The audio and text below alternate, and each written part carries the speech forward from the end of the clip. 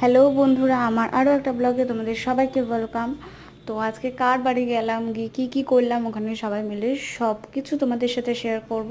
তো ফার্স্টেই বলে দিই, এটা পিসির বাড়ির পাড়ার পুজো, রক্ষাকালী পুজো, খুব জাগ্রত পুজো। তো এখানে প্রত্যেক বছর আসি, বিয়ের আগে থেকেই আসি আমি আমার হাজব্যান্ড।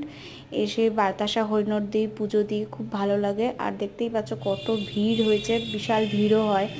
আর এই হরিণটের যে বাতাসা কুড়ানোর ব্যাপারটা আমার সত্যিই খুব ভালো লাগে। আমি ছোটোবেলায় মায়ের সাথে যেতাম আর প্লাস্টিক ভরে ভরে বাতাসা আনতাম বাড়িতে, খুব মজা হতো।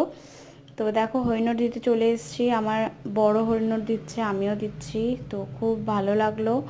আর পুজোতে তো আমার অলওয়েজ ভালো লাগে, পুজো আচ্ছা করতে আমার সত্যি খুব ভালো লাগে। তো সবাইরই ভালো লাগে। তো দেখো এই দিদাটা বারবার ভরছে আর চাইছে। তো যাই হোক, তারপর দিয়ে তারপর চলে এলাম। দেখ খুব বেশি দূর না পিসির বাড়ি। এই যে গলিটা দেখতে পাচ্ছ, গলিটা পার হলেই মানে গলিটা শেষ হলেই পিসির বাড়ি, খুবই সামনে এখান থেকে, মানে পিসির বাড়ির সামনেই পুজো। তো চলেও এসেছি পিসির বাড়ি। দেখো নাইটি পরে আমাদের জন্য ময়দা মাখছে, লজ্জাও পেয়ে গেছে যেহেতু নাইটি পরেছিল। তারপরে ঘরে চলে এলাম। ঘরে এসে দেখছো এই যে আমাদের সুন্দরী সুন্দরী দুটো আমার ননদিনী, খুব মিষ্টি ওরা, জানো তো। খুব ভালো লাগে, আমাকে খুব ভালোবাসে, আমিও ওদের খুব ভালোবাসি।